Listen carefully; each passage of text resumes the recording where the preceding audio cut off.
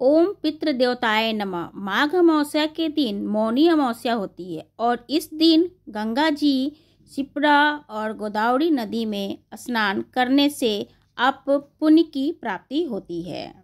इस बार मौनी अमावस्या सर्वार्थ सिद्धि योग में मनाई जाएगी।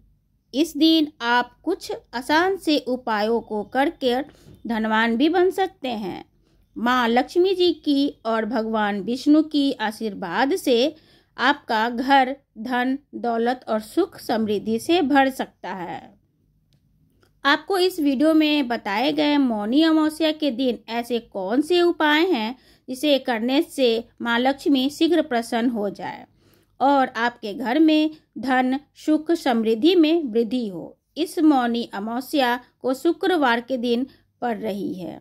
ऐसे में सुबह के समय स्नान और दान के बाद शाम को प्रदोष काल के समय माता लक्ष्मी की पूजा करें।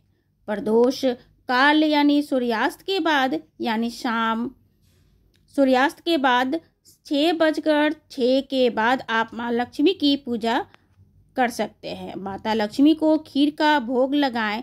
पीले रंग की आप कौड़ियाँ अर्पित करें। लाल गुलाब या कमल का फूल माँ को अर्पित करें।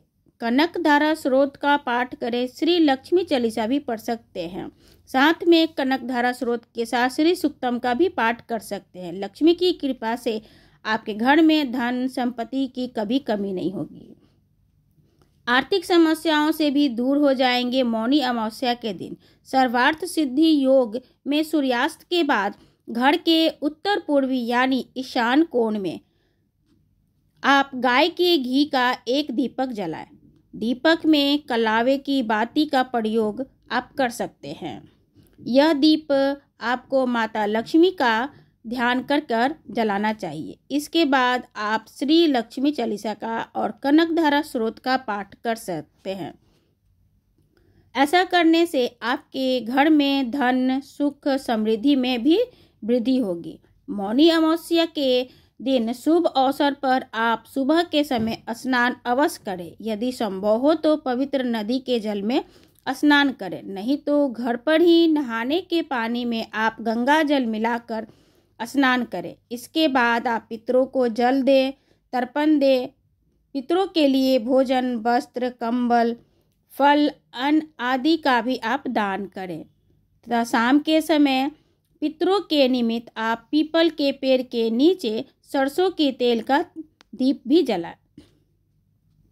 ऐसा करने से माता लक्ष्मी और पितरों की कृपा बनी रहती है। दिन में साबुन स्नान करने के बाद सूर्य की पूजा करें। सूर्यदेव की अर्घ्य दे। आदित्य हृदय स्रोत का भी पाठ कर सकते हैं। सूर्य से संबंधित चीजें जैसे गेहूँ तांबा गुड़ घी और लाल इनसे भी जो संभव हो उसका दान अवश्य करें। सूर्य देव की कृपा से आपका घर धन धानी से भरा रहेगा और आपके जीवन में आपको अपार यश की प्राप्ति होगी। मौनी अमावस्या के दिन मौन रहकर पूजा पाठ करना चाहिए और यदि हो सके तो सारा दिन मौन रहकर ही व्रत के नियमों का पालन करना चाहिए।